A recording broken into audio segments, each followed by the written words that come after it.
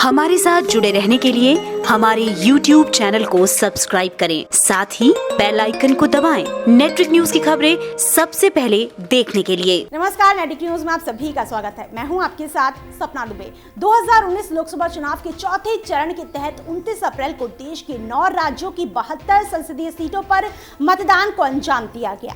इनमें महाराष्ट्र की 17, राजस्थान और उत्तर प्रदेश की 13, मध्य प्रदेश और उड़ीसा की 6, बिहार की 5, झारखंड की 3 और पश्चिम बंगाल की 8 सीटों पर मतदान हुए। लेकिन लोकतंत्र के इस महापर्व में लोग अपने अपने पसंदीदा प्रत्याशियों को जिताने की आड़ में बहुत बार अपनी सीमाएं लांघ जाते हैं। फिर चाहे वो कोई नेता हो या फिर पार्टी का कोई कार्यकर्ता, चुनाव के दौरान सभी अपनी हदें पार कर ही जाते हैं।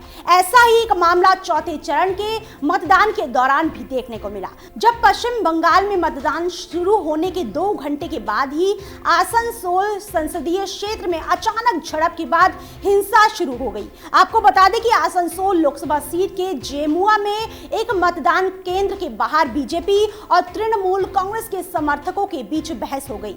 देखते ही देखते इस झड़प ने इतना हिंसात्मक रूप ले लिया, जिसे देख पुलिस को लाठी चार्ज करना पड़ा। आपको पता हो कि आसनसोल सीट पर बीजेपी के बाबुल सुप्रियो और टीएमसी से अभिनेत्री मुनमुन सेन चुनावी मैदान में है, जिनके प्रशंसकों के बीच गर्मा गर्मी शुरू होने के बाद इस झड़प ने हिंसा का रूप ले लिया।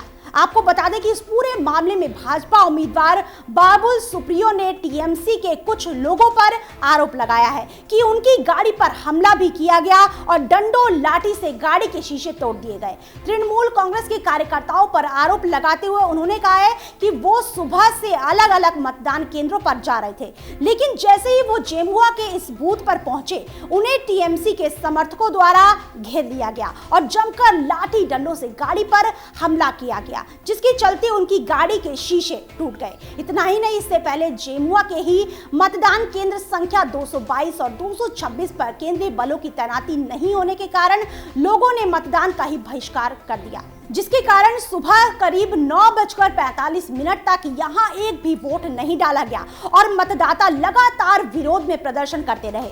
साथ ही केंद्रीय मंत्री बाबुल ने कहा, मैं खुद को केंद्रीय सुरक्षा बलों को मतदान केंद्रों तक ले जाऊंगा। ये बेहद ही अच्छी बात है कि पश्चिम बंगाल के लोगों को अच्छी तरह से मालूम है कि क्या सही है और क्या गलत।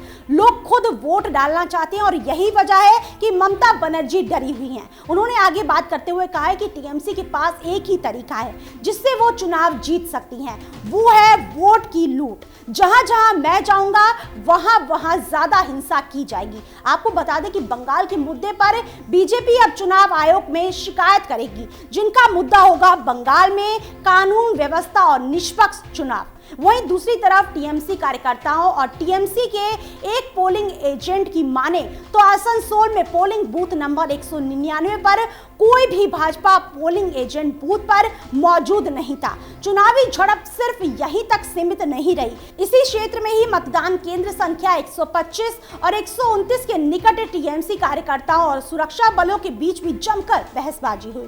दरअसल यहाँ केंद्रीय बलों की अनुपस्थिति के बावजूद टीएमसी कार्यकर्ताओं द्वारा मतदान पर जोर देने के बाद बीजेपी और सीपीआईएम कार्यकर्ताओं के बीच मंजूरी न होने के बाद टीएमसी कार्यकर्ताओं और सुरक्षा बलों के बीच झड़प शुरू हो गई।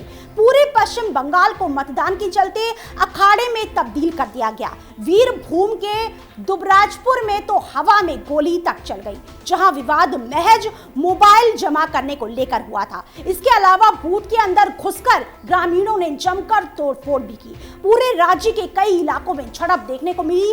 वीरभूम नलहाटी के 193 और 194 नंबर बूथ में सीपीएम और पीठासीन पदाधिकारी के बीच लड़ाई हो गई। इतना ही नहीं, दुर्गापुर के जमुआ ग्राम स्थित भादुबाला विद्यापीठ स्कूल में केंद्रीय बल की तैनाती की मांग को लेकर मतदाता लगातार विरोध करते नजर आए, जहां उत्तेजित मतदाताओं को नियंत्रित करने के लिए केंद्रीय बल और राज्य पुलिस को लाठी चार्ज करना पड़ा, जिसमें 4 वर्षीय बच्चे के साथ करीब 5 लोग घायल हो गए, जिसके चलते करीब 1 घंटे तक मतदान बाधित रहा। राज्य के नानूर में 217 नंबर पोलिंग बूथ पर भाजपा समर्थकों को वोट देने से रोकने और महिलाओं के साथ मारपीट करने के लिए गुस्साए भाजपा समर्थकों ने तृणमूल कांग्रेस के कैंप कार्यालय में जमकर तोड़फोड़ की।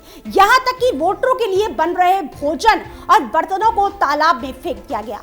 सूचना मिलने के बाद सेंट्रल फोर्स के साथ पहुंची पुलिस ने स्थिति को नियंत्रित किया। इसी बीच इस पूरे घटनाक्रम की निंदा करते हुए कवि कुमार विश्वास ने ट्वीट करके बंगाल की मुख्यमंत्री ममता बनर्जी पर निशाना साधा है। कुमार विश्वास ने ट्वीट में लिखा है कि बंगाल में फेज 4 में हो रही हिंसा चिंताजनक है। दीदी को ये सब रोकना चाहिए, क्योंकि वो तो वामपंथियों की ऐसी ही अराजकता से लड़कर सत्ता में आई थी। यह सत्ता के अहंकार व धन में ऐसा नशा होता है कि जिसके खिलाफ लड़कर नायक बनो, कुर्सी पर चढ़कर उससे भी ज्यादा बड़े खलनायक बन जाओ। वहीं इस पूरे मामले पर दीदी ममता की ओर से अब तक कोई प्रतिक्रिया नहीं आई, लेकिन चुनाव में ऐसे हिंसा भरे मामलों को देखकर भी नजरअंदाज करना दीदी के लिए बिल्कुल भी अच्छा नहीं होगा। देश में चुनाव के दौरान ऐसे घटनाक्रम पूरी तरह से निंदनीय हैं और ऐसी घटनाएं देश की ओछी सियासत को भी उजागर कर रही हैं। फिलहाल कितना ही, बाकी ऐसी और बड़ी खबरों के लिए वीडियो को लाइक और शेयर करने के साथ साथ चैनल को सब्सक्राइब करना ना भूलें। आप देख रहे हैं नेट्रिक न्यूज, साहस सच कहने का।